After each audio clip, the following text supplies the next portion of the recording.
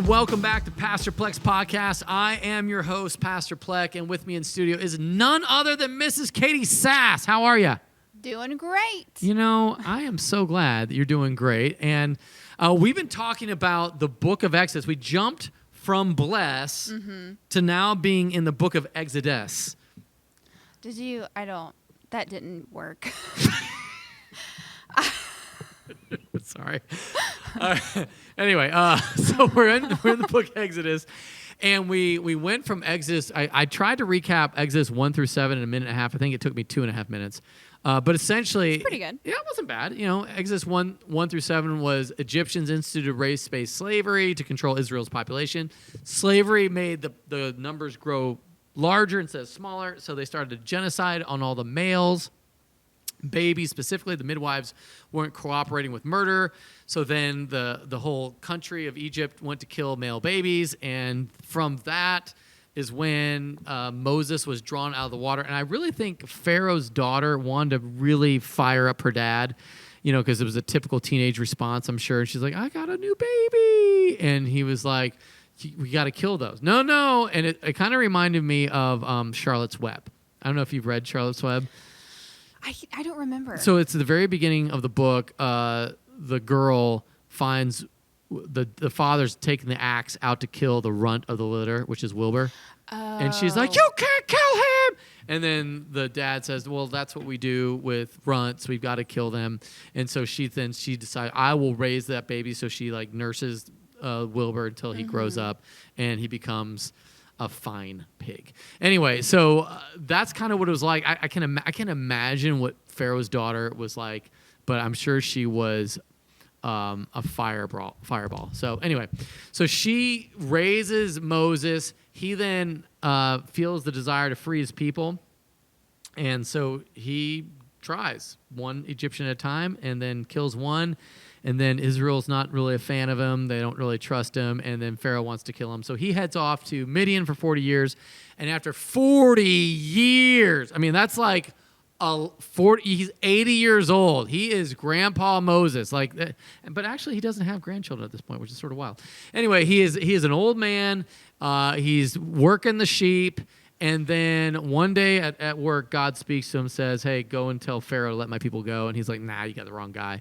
Eventually, God convinces him to go or forces him to go, either way. And then he goes to Pharaoh. Pharaoh's not having it, as he said he wouldn't. And then God turns the Nile into blood. And then that's when Moses comes back to him the second time, and he's going to give him 3 more plagues. He gives him frogs, he gives him gnats, and he gives him flies. And then at some point, Pharaoh pleads and begs, please take away all the gnats. But then even that, he still hardens his heart. Can you name all the plagues real quick? I can try. I can at least do 1 through 4 because that's what I've really worked on. I've got Nile turning to blood. Then I've got frogs. I've got gnats. I've got flies. Then I've got. Isn't it locusts? Locust is like I think the one. Oh, there's hail is before locusts. So I think it's hail, locusts. How many is that so far? That's 5, 6. I got 3 more. Don't all the people get sick? The boils. The boils. That's number 7, or no, number 8. Then darkness is number 9. Then the killing of the firstborn is 10. Okay, that's right. Booyah! Way to go! We nailed it. Wow. All right. So the thing I thought was fun. I don't know if you noticed this, but frogs were supposed to be a good thing. What? Yeah. So in our culture, we look at frogs as slimy, disgusting things that need to stay in water. But for them, a frog crossing your path was a good omen. Oh, yeah, because of the god lady. Yeah, Hecate, the goddess Hecate, who was a fertility goddess. But it was too many frogs. Yeah, but this is where too much of a good thing is a bad thing, right? So this is where you could call it's so many good omens. It's like if let's say a black cat crossing your path was a good thing, and all of a sudden there was a billion black cats, you're like, this is awesome. I'm about to have some really sweet luck. But eventually it didn't turn out that way. And the thing that was funny is it said it'll be in your house and in your bedroom and in your bed. And that was funny because, remember, Hecate's a fertility goddess. I cannot imagine having to sleep with frogs in my bed. Imagine you get into it's been a long day, you just took a shower, you're finally clean, you put your feet into bed, and it's kind of the sheets are a little cool, and you're kind of that's kind of nice. Yeah. And then frogs. And they're hopping all over your face. It's disgusting. Yeah. Are you a person that can handle frogs, or are you like a non-frog person? I can handle frogs, but like in the right setting, if I'm outside where the frogs are, then I can't get mad about the frogs being there. But if I'm in my house, we don't have frogs in the house. Yeah, that's good. Get them out. Yeah, get the frogs out. Squish. Yeah. But imagine how many frogs you would have squished. Oh yeah, it'd be disgusting. Like it'd be dead frogs everywhere. Yeah, it's ew. And so gross. And the funny thing is, you weren't allowed to kill the frogs. No. Yeah. Okay. Wait. So they just had to deal hang out with with the frogs. You couldn't and it was like wrong. But what about the bugs? Like what about the locusts? So okay, frogs are the flies and the gnats. Let's go to the frogs for a second. The frogs were a representation or a symbolic. It's kind of like a cow in India. The frog represented Hecate in the flesh. Okay. So you can't that's squish why they couldn't. Hecate. Okay. And so that's why. So like a killing of a frog would be that's a capital punishment. Yeah. So all of a sudden everyone's guilty of a capital punishment. Yeah. Because they all squished a couple. And they're like, hey, maybe this one doesn't count. Yeah, I think I would stop caring. Yeah, well, but imagine. I mean, the thing is, it's like everybody's religious about something, and so in our culture today, I guess we're religious about the climate change. All right, and let's say, you finally got what you wanted, like only electric power or something. Like we've been wanting electric power, and then you just got shocked all the time or something. It's like a good thing that you wanted actually turned out to be really bad. Not and I as- think this yeah. is how it's like, or it's like, I love donuts, and all of a sudden you've been given all the donuts you could possibly eat, and then that's bad. Yeah. And I think that's how it is with our sin. Is like, the thing I think is funny is like he goes, "Hey, tell me when you want the frogs gone," or actually, no, is that one? Well, because each plague, he's like, okay, I'll set your people free, and then God takes all the plague away. Yeah, so then he changes his mind. Well, he asks him, "Hey, when do you want me to take the frogs away?" And Pharaoh goes, "Tomorrow." I would have been like, "Right now." But I don't want, and this is the thing I would love to hear from you. Like maybe when you have a good thing going, and it's maybe because the whole culture of it said, "This is the blessing of the God. We have all these frogs," and he's saying this is a disaster. But he doesn't want to be open about how that's a disaster. He doesn't want to seem like he's struggling. Right, and so he goes, "Tomorrow, it's fine." But he's pleading with Pharaoh. I mean, he's just being prideful. Yeah. So Yeah. I mean, and I think there's some sin that we want to deal with tomorrow. Like, God, take that away tomorrow. Or you don't see it that way. But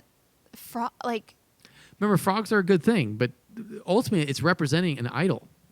But if a sin is becoming not so fun anymore, then Right, but like if it's like your identity, and now you have to get rid of it. Remember, this is where the pantheon of the Egyptians and like because you would have no, that's where I'm different. Yeah. When I stop having fun, it's like it's over. Okay, bye. Okay. Yeah, back then fun was not. Yeah, see, fun is I think an American thing. I don't know how many cultures have a lot of fun beyond the age of 25. That's sad. All right, but I think our culture has fun. We have fun all the time. All right, okay. So then he gets tomorrow. So tomorrow, all the squishing of frogs goes away. Moses pleads with him, and then he, of course, doesn't let him go, and that's when he pulls back on his promise because he is that kind of guy. And so he hardens his heart because of the miracle. It's the and that's the thing I always say. It's the miracle that hardened Pharaoh's heart. Isn't that wild? And that's why I always talk to people like. You think that if God showed you a miracle that you would believe? No, it would but only. God hardened his heart. Like God hardened Pharaoh's heart. So yes, but okay. Talk to me about. Let's talk today. If someone sees a miracle, will they believe? No. If God has opened their eyes, yes. But if God that's has, the thing. like, So God didn't need to. The only way someone can see God is if God opens their eyes to it. Right. And so with Pharaoh, the way that he hardened his heart was by doing miracles. Because there's more revelation, which then digs you in deeper. And that, see how that works? It's like the more that God, if you don't believe in Jesus, or if you don't believe in Jesus, or back then Yahweh, then the more miracles you see, because the only way you can believe in God is by God changing your heart to believe. So because you're all you, as a non-believer, all you can do is sin. All you can do is doubt. You don't have the ability to have faith. You don't have free will to believe in Jesus. All you have, or believe in the God of the Bible. All you had was the will to sin, because you're a natural born sinner, which is why we need Jesus. So in this case, Pharaoh, the way that God hardened his heart was by showing him more miracles, that's how it is with everybody. The more miracles you see as a non-believer, the more hard your heart will get. There you go. That's for free. All right. So then the gnats come, which was disgusting. How long were all of the plagues? It doesn't say. Because I just want to know if it was like a month or a couple weeks, or like how long did the plagues last each time? We were not given that, but it's got to be probably a while. Up until the point, like how long would it take for you to like all the frogs? If I was like under Pharaoh, right? Like if I was like one of his people or whatever, I would be pissed. But so maybe it's a week. Could it be a week? I mean, you've got to think eventually these things are going to go away, and but he calls for Moses, come back, and so Moses goes to him. So it's a point where Pharaoh wanted Moses to come. Like I would have been like, Moses, take me too, take me with you. Pharaoh is an idiot. I cannot do this anymore. Make me Israelite. I don't want to be Egyptian anymore. Yeah, well, that actually happened to a lot of Egyptians. They converted through the whole process. And so the people that left Israel were all Israelites, but it was called a mixed multitude, meaning some Egyptians, probably some people from Cush, which was Ethiopia. When they saw all these miracles, their hearts were opened, and they're like, I'm on team Israel. Yeah. So the thing that was wild, I thought this is probably the first force field ever seen in history, is like the Goshen force field from the gnats, where none of they were not attacked by gnats, which I thought was kind of great. They did have to deal with the frogs, though, which I thought was sort of interesting. I mean, they probably had no problem killing them. Oh, yeah. And everyone else, but the rest of Egypt was like, oh, don't kill the frogs. Oh, we got to stop. Oh, there's a frog train going by. Everyone stop. That's kind of how I saw that going, and it probably locked all. It was like probably the biggest logistical nightmare that any large economy has experienced, because everything stopped because it was like Frog Week. Because you can't do anything. Anyway, all right. So you got the gnats. They come next. The gnats, there's a force field around the Israelites. Pharaoh freaks out. He's like, take them away. And then eventually Pharaoh says, all right, whatever, go and sacrifice to your God. Just don't go very far. In fact, stay in the land of Goshen and do it. And they're like, well, we can't. Because if we do that, the Egyptians will kill us. Now, you might be wondering, why would the Egyptians care about sacrifices in Goshen? Well, the state-controlled media has always been around since day one, and they would think they're trying to help out Pharaoh by covering the fact that these Israelites were doing something that he had not wanted done, which was killing of sheep or goats. In fact, Hecate, the goddess of the frog goddess, who breathed life into all human beings right before they were born. That's who did that. Her husband was Canaan, who was he had a sheep head.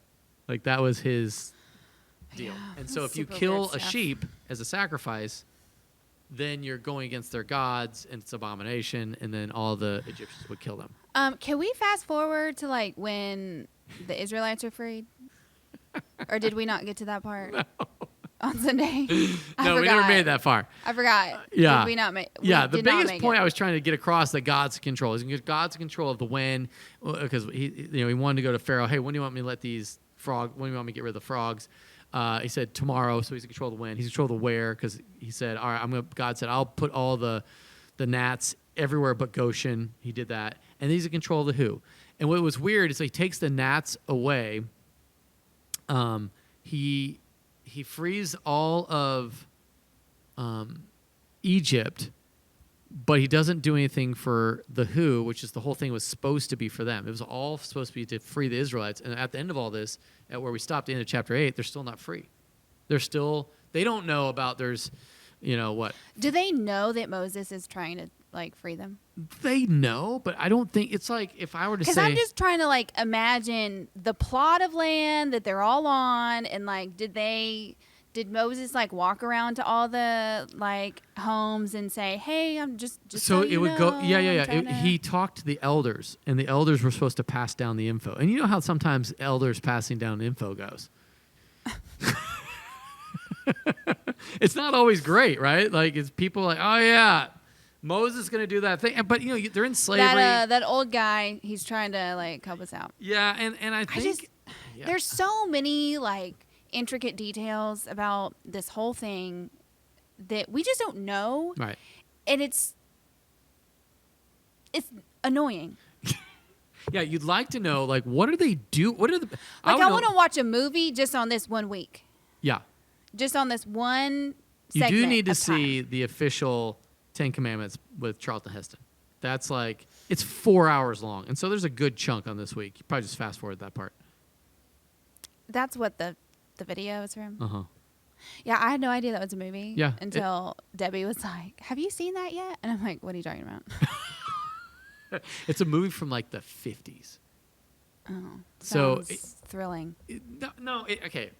Is it from the 50s acting and feels like, you're watching a British TV show? But maybe it would help me put a visual to all of It will this. give you a great visual. I think you'll actually enjoy it. It helped me see.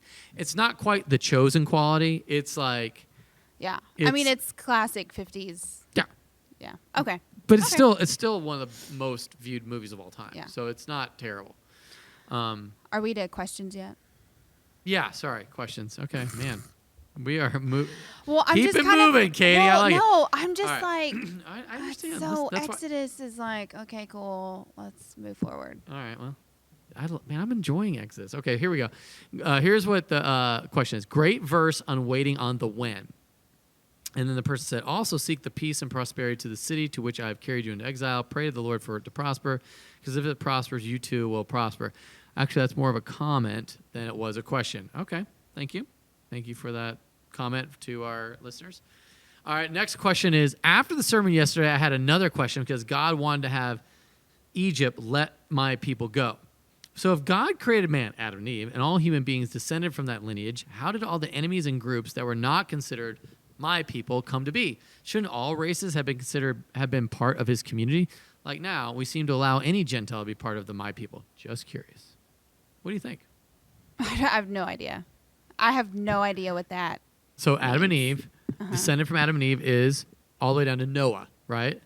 So after Noah, we have to start all over with people, right? So then Noah, from him, all people, still from Adam and Eve. But then we get to Abraham. And Abraham, at that point, everyone had become worship their own God. So although they were all God's creation, which is why God ultimately wants to redeem all people, he would have that none would perish, but all would come to eternal life. So then when God calls Abraham, he says to him, I'm going to bless your people, and all your people are going to be mine, because it's going to come from come from your seed. And so hence why the circumcision thing is a big deal, because his people will be known by circumcision, which is just weird. But that kind of shows where the seed comes through. Was it this past week or the week before where you talked about the dudes, the grown men that had to get circumcised? Oh, yeah, it's been a while for that one. That was when was that one? Oh, that was Gershom. That was when Moses' son had to be circumcised. At how old was he again? 40. That sucks. That had to have- You're hey, Gershom, come here. We've got to clip your penis for a second. So Zipporah had to do the deal, and she's probably what, let's just call her 56, 60, and she's got to clip her 40-year-old kids. She better have some steady hands. Ooh, yeah. Can you imagine? I mean, if she slipped? Well, or if hey, this is a really tough part of skin right here. Let me cut a little. Oh my, I'm sorry. Well, and to have to hold your 40-year-old son's penis in your hands. Isn't that we just digress. the weirdest? Yeah, I mean, Yeah, sorry. Whoops. I don't know how you recover from that. I guess to a mom, it's not weird. Yeah, it's a mom.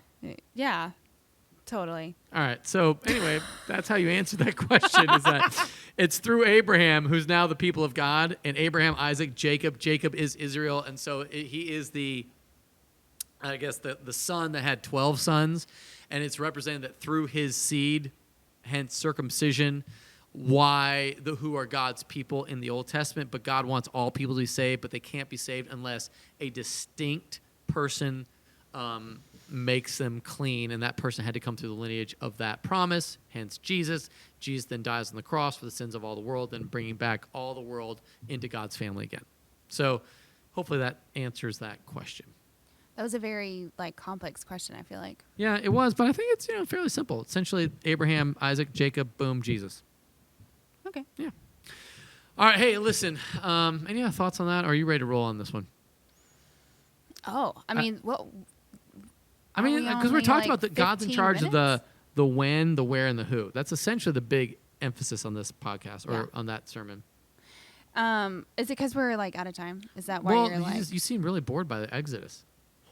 Well, no, it's just because I just read Exodus a couple months ago. So you already know all that. Well, I'm just yeah, I already. All right. So, well, I'm glad. Like Moses just died where I stopped reading. I'm finally in Joshua. I mean, spoiler alert, Moses dies. And and I'm just oh my gosh. You're ready for him to die. I was so over Moses for a second. I was just like chapter 34 of Deuteronomy, and he died, and we went to Joshua, and I was like, maybe we should do a podcast just based on whatever your quiet time is, and we can walk through what you're reading. That'd be kind of fun. Yeah. All right. Hey, listen, thanks for watching. And if you have any questions on anything, faith, culture, everything in between, we'd love to hear from you. We're excited because we are growing in our subscribers. So please join the Pastor Plex fan club by subscribing, by liking, by sharing this podcast with all your friends. And listen, from our house to yours, have an awesome week.